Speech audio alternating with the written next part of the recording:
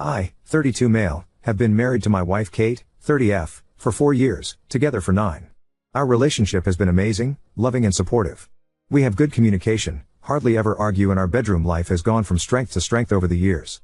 We discussed cheating in the past and I was always clear that we would be over if it ever happened.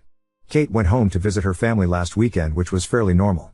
Before she left on the Friday night, we had a minor argument about keeping the house tidy, so our communication was limited on Saturday, but I knew she was going out to meet some friends at a bar.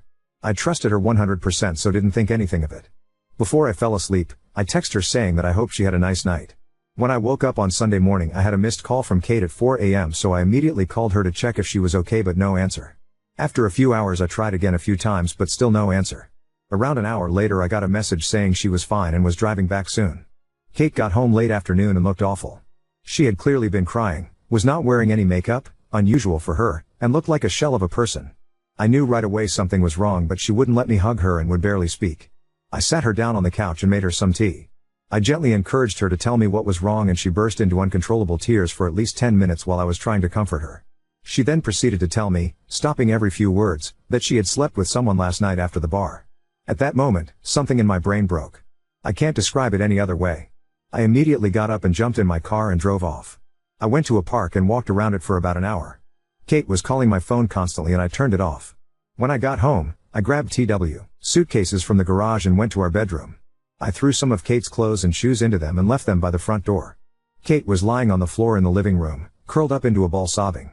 I called her best friend who lives nearby and told her that Kate needed a place to stay and a ride to her place and that Kate could explain everything to her later. I told Kate I was leaving for an hour and that her friend was coming to pick her up. She grabbed onto my legs trying to stop me from leaving. When I returned home again, Kate was gone and so were the cases. On Monday, with a clearer head, I answered one of Kate's many calls and told her that I needed her to send me an email with as much details as possible of that night, and if she leaves anything out, there will be no hope of reconciliation. I received this email on Monday night but still haven't opened it. Since then, everyone has been trying to contact me, but I have just been working, exercising and sleeping. One of her friends turned up at my house with an attitude demanding an explanation. I told her to speak to Kate and close the door in her face. I have also been speaking to divorce lawyers, have moved money into separate accounts and blocked Kate and all of her friends on everything. Everything I have done since I found out seems like I have been on autopilot. I don't feel angry, upset or overly emotional. Just numb. Kate posted a note through the door yesterday asking me to meet tomorrow, but I'm conflicted. Should I meet her? Will it change anything? Is there any point in trying to reconcile?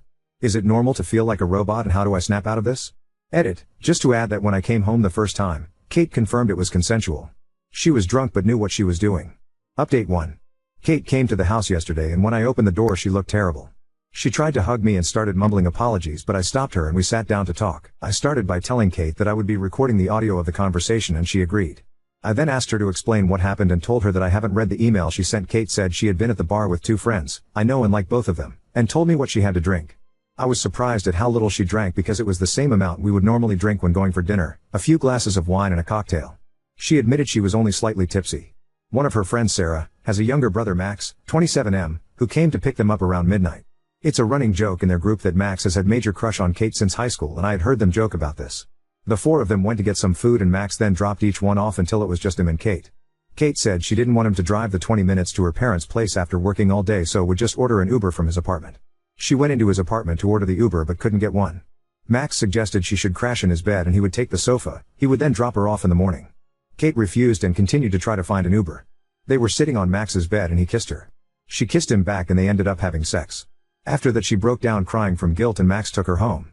She cried for another hour, then tried to call me to tell me what she had done. We had to stop a number of times because Kate kept breaking down and crying hysterically. She told me it was a huge mistake, she got caught up in the moment, it was terrible, she only loves me blah blah blah. After she was done, I told her that her story didn't make sense, but it didn't matter at this stage because I was done. This caused another breakdown. I told her I was going to continue with the divorce preparations, but for the next month we would be separated with no contact. I also told her that we would both remain faithful. Would get a full STD panel and she would tell our mutual friends and family what happened. If she sticks to these conditions, I would be willing to meet again to see if there was any way forward other than divorce. She enthusiastically agreed to this but made it clear that she did not expect me to stay faithful to her. I know many of you will criticize this decision, but I need to be sure that divorce is the right option after I have had time to process everything that has happened. I am still 99% sure that is where we are heading, but I need to be 100% certain. Update 2. First of all, I'm not in robot mode anymore. I have been having bursts of intense feelings of anger and betrayal but have been keeping busy with work and exercise. My friends have also been great since they found out and have been dragging me out of the house to hang out. I decided to read the email and wish I hadn't. The story Kate told in the email was mostly the same, but there was no mention of going into Max's apartment to order an Uber. There were also pretty explicit details of what they did, for how long, and that they had apparently used a condom. I will never be able to forget this description. Many people who were originally criticizing me for kicking Kate out of the house have now apologized, but they can keep it. Kate's parents reached out to apologize and I spoke to them because we had a good relationship before all of this. They begged me to try to work it out but said they understood if I decided to get divorced. I didn't commit to either option. Kate's other friend, that was there that night, contacted me to tell me her side of the story. It mostly matched up, bar food home. She said Kate could stay over at her house but she refused, saying she was driving home early the next morning. Max apparently insisted that he would take Kate home. The version of the story that she told didn't mention Kate trying to get an Uber, only that Max invited her in and she accepted. I asked her if she had ever suspected anything before, and she told me that about a year ago, she went to meet Kate for coffee but found Max sitting with her when she arrived. Apparently Kate looked guilty, but when asked about it she said they just met by chance. Sarah, Max's sister, also reached out to me and I spoke to her too. She was angry with both Max and Kate and told me a similar story. Apparently her whole family are angry with Max and she had not spoken to Kate since she found out. She apologized on behalf of her idiot brother and said she had warned him to stay away from Kate since high school. She didn't think anything else had happened between them. I have had zero contact from Kate but heard that she was going to be moving into an Airbnb near our house. Apparently she is not coping well and called in sick from work a few times over the last few weeks. She does have support from the friend she is currently living with, and I asked her parents to keep an eye on her. Her parents came up to see her this past weekend. I went out with some friends at the weekend and ended up drunk at a bar. I was talking to a girl there who I probably could have gone home with, but I stopped myself because I wanted to keep my self-respect. Reading the email and hearing what they had done made me give up hope of repairing this. Especially when I know she is not being truthful with me on other things, so who knows. I will be moving ahead with the divorce and might not even wait a month before telling Kate that this is my final decision. Update 3. Kate sent me an email last week asking to pick up some things she needed for work. My lawyer told me not to prevent her from having access to the house or her possessions, so I reluctantly agreed that she could come over on Thursday night when I would be at the gym. I told her to be out by 7:30, but when I got home at 8 she was still there. When I walked in, she had left a few work-related items next to the stairs and she was chopping vegetables for dinner. She looked amazing with her hair and makeup done, wearing one of the dresses I like. The whole place had been tidied and cleaned. I calmly asked her to leave immediately and she made her way to the door but stopped and asked if we could speak. I should have said no, but I eventually agreed. We sat down and had a conversation for around an hour which jumped from topic to topic. Again I told her I would record the audio and she agreed. I started by asking her if she had kept her side of the agreement we made the last time we spoke. She said she had taken an STI test which was all negative, mine was too thankfully, and a pregnancy test which was negative. She hadn't been with anyone else and also told a few friends and family what happened, and many of them were angry and were not speaking to her. I asked a lot of questions that had been turning over in my mind for the last few weeks. She confirmed that her reason for going into Max's apartment, the Uber story, was BS, and she said he invited her in for a drink and she agreed knowing at some level that something was going to happen. She can't explain why she did this other than being selfish and enjoying the attention. She also confirmed that she had texted with Max a few times over the years because he would shower her with compliments and make her feel good. He would always initiate and she was apparently careful not to lead him on, and said she had never sent him explicit messages or pictures. Kate also told me that they had hooked up about 6 months before we got together but never had sex. She admitted that she was always a bit curious. Her story about being caught at the coffee shop was that Max had texted her asking what she was up to and she had told him where she was. He then turned up. She swore this was the first time they had ever done anything since we had been together. She said there was nothing missing in our relationship and she hates herself for ruining her perfect marriage and causing me so much pain. I told her that I still don't believe her story and that there was no point in continuing the conversation. She calmly asked what she would need to do to make this right, offering up her phone, location sharing, not going out without me, etc. She had clearly been doing some research. I said that I had no plans to become her prison guard, especially when I would never get over the betrayal. Things then took an unexpected turn which caught me completely off guard. She asked me to turn off the audio recording because she had something private she wanted to discuss and didn't want other people hearing it. I refused and she reluctantly continued. She asked if I had been involved with anyone else sexually since all of this happened, making it clear she was fine with it. I told her no and she said that I must be going crazy. We used to have sex almost daily, and started talking dirty about all of the things I could do with and to her. This involved a lot of kinky things that I had wanted to try or had only done a few times. She said she wanted to meet my needs, even if we did not get back together. She said we could have as many threesomes as I wanted from now on, or we could be open on my side only, and she would even find partners for us/me. She was trying very hard to turn me on, and I stayed silent until she asked who I wanted to have a threesome with. For some reason, I mentioned the name of her coworker who was 5 years younger than Kate and a total knockout. This surprised her, but she was in too deep and asked me what I wanted to do with her. I went into detail about a pretty hardcore scenario, and Kate was encouraging me until I said that she would just be watching. This again caught her off guard, but she went along with it. Later on, I realized that I only said all of this as a petty attempt to hurt Kate, which I don't feel good about. She was obviously convinced that her plan was working, so she pulled up her dress and got into my favo, "You're right" position on the couch, begging me to have sex with her. I'll admit that for a few seconds my body reacted even though my head was not in the game. Everything suddenly came into focus and the content of her email came flooding into my head. I can't explain why, but I started to laugh. Not just a chuckle, but a full-on belly laugh. She looked hurt and moved away, then started to cry. I told her it was time for her to go, and she left quickly, probably due to the embarrassment. I also said she needed to hurry up and get a lawyer because we are getting divorced. The post-nut clarity after she left confirmed that I had dodged a bullet. I have a meeting with my lawyer later this week and want to move forward with the divorce as quickly as possible. Update 4. My wife admitted to having a drunken one-night stand last week, and it has turned me into a robot. Thought I would provide a final update on the situation for anyone that is interested. The last few months have been tough, and I have only seen Kate in person a handful of times. After a few weeks of no contact, I decided that we should discuss things with a clearer head. We went for lunch and had a calm, respectful conversation about everything that had happened and what reconciliation might look like. Kate said she would do anything to get things back on track, and I believe her, but didn't commit to anything. After that, Kate asked me to go with her to see her therapist, who is also experienced in dealing with married couples. I thought about it for a few days before agreeing. The session was tough with a lot of tears, but I didn't get a straight answer on why Kate had decided to cheat. The therapist was surprisingly fair to both of us and was not judgmental. We again discussed reconciliation, but I told her that I thought it was best to proceed with the divorce. Last week, I drove up to her parents' house to drop off some tools I had borrowed from her dad. We had arranged for Kate to be there and for her parents to go out for a few hours to give us a chance to talk. I spoke with her parents alone, who were heartbroken, which was hard, but they were both very supportive. During the conversation with Kate, I told her clearly that I had given it a lot of thought, but I wanted to move ahead with the divorce. It came down to the fact that, in my view, we would never get back to where we were, and I realistically can't see myself ever getting over the betrayal. Even if we could regain the trust, it could take a decade of hard work, and that is too big of a risk for me. Kate finally accepted this, and we had calm discussion about how we would divide assets, sell the house, etc., and wrote an email to our respective lawyers. We left each other on good terms. The divorce should be finalized by the end of the year, and the house will be put up for sale soon. In the meantime, we will go no contact and agreed not to start dating until everything is finalized. I have had a few casual hookups, and it feels strange to be going back to being single after all this time. I have been hitting the gym, spending a lot of time with friends and family, and getting back into my hobbies. I'm optimistic about the future, and although I'm still devastated by the loss of my marriage, I feel that this has made me grow as a person. Now on to second story.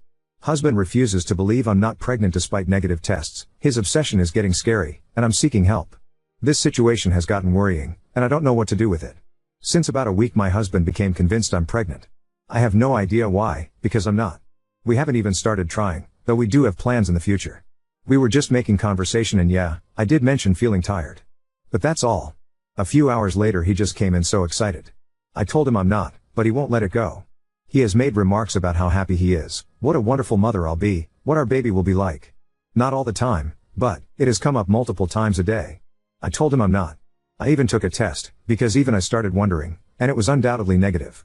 I showed him and he just got annoyed, said tests can be wrong. He didn't speak to me for the rest of the evening. The next morning he acted as if nothing happened. When I tell him I'm not, he just kind of shuts me out. I lost my shit yesterday when we were in bed and he put his hand on my stomach, told him he's acting crazy. I'm not pregnant and his behavior is scaring me. He went to sleep in the guest room after that and left for work early in the morning. I haven't seen him or spoken to him today. I'm just at a loss. I don't know where this obsession is coming from. I even asked him if I gained weight, if that's what's gotten him confused. He assured me I didn't. I'm thinking of contacting his parents. Or maybe a therapist or something. I honestly don't understand what's happening and I'm worried about my husband. Edit, thank you for all the replies. I didn't expect all this. It's been overwhelming and I'm incredibly grateful. He's asleep next to me right now and I keep going through all the comments. My husband is one of the kindest people I've ever met. I promise you all that he's not trying to manipulate me, or would do anything to harm me. But that does make me believe something is really wrong. I'll contact Maya and his parents in the morning, once he's left for work. Maybe go stay with my mom for a bit, though I hate the idea of leaving him like this. I also definitely will make an appointment with my doctor for a blood test. Update 1. I really appreciate everyone asking if I'm safe, and I am. I wish I could give clear answers but I can't. Things escalated when I tried to speak to him, keeping some of y'all's advice in mind. I sat him down and explained to him that I'd love to have kids with him in the future but that I'm not pregnant right now, and that his insistence worries and scares me.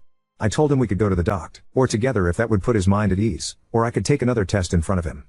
I was just hoping to snap him out of it somehow. He got very agitated, said many hurtful things and accused me of being a liar many times. That I'm trying to keep our baby away from him, and so on. Nothing made sense and I wasn't feeling safe anymore. I knew my husband would never harm me in any way, but that wasn't my husband.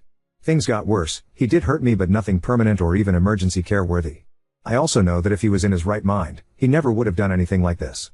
I called mine and his parents and I'm now staying with my mom. He did seem to calm down a bit when his parents arrived. I haven't seen/spoken to him since then. His mother, she's an angel, is keeping me posted about everything. We all agree something is very off about him, and we don't know what it is. But he hasn't agreed to getting himself checked out in any way. I don't know how they'll go about it, but they say, and I painfully have to agree, that it's best to keep my distance for a bit, as most of it is aimed at me. I'm safe, so is he. I miss him so much and just want an answer as to why he's being like this. I keep trying to figure out if there were signs before, or what I did wrong. Thank you all for the replies, they were a great help. It's so kind you cared to ask if I'm safe. Commenter, let's pray it's not drugs, since he refuses to get checked out. Skeptical, I'm so sorry up. I hope everything gets better soon. I don't know if going back to him is a good idea though, he physically hurt you. Oop, I do think that whatever is causing this, is the reason he hurt. We've been together for some years now and he's never even raised his voice at me up until this. Thanks. I've been reading all the comments, you guys are all so kind to me. Update 3. He's in the hospital. Many people were right about it being a medical issue. I'll get more into it at some point, maybe, but first need to see what's going to happen with him. I've seen him a couple of times. Sometimes he's his normal self, sometimes he can't stand the sight of me. We're managing somehow. Update 4. I'm going to keep this short. My husband has a brain tumor. A lot of people commented this, and I feel an immense amount of guilt that I hadn't considered it till then. All the headaches and other symptoms, in hindsight, we had previously dismissed because of his stressful work situation and so on. I'm beating myself up that I hadn't seen it before.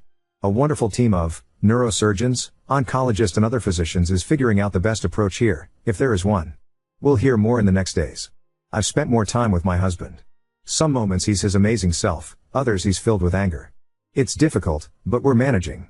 I wouldn't have been able to without the support of our friends and family. I love my husband. This situation is terrifying. In moments of clarity he's trying to make me laugh, so I don't worry. That's who he is. Thank you everyone for pushing me to get him checked out. Update 5. I can't say these feelings out loud, not to the people around me, so I hope it's okay I do it here. But I'm furious with my husband for getting sick. I know he's not to blame, I know he's suffering. Yet I'm still furious with him. I can't explain it. He's the love of my life. How dare he get sick? How dare he change anything about the wonderful life we have planned? How dare he leave me so much sooner than when we're old and senile? 2 months ago our life was perfect. How could everything get so horrible so fast? I love him so much it hurts. And because of that I'm so angry with him right now. I feel like a horrible person. Update 6. It's 2 a.m. here so I apologize if this is not coherent. I'm going to step away from all social media and I wanted to leave you with a brutally honest update. It's silly, but y'all's support has meant a lot to me.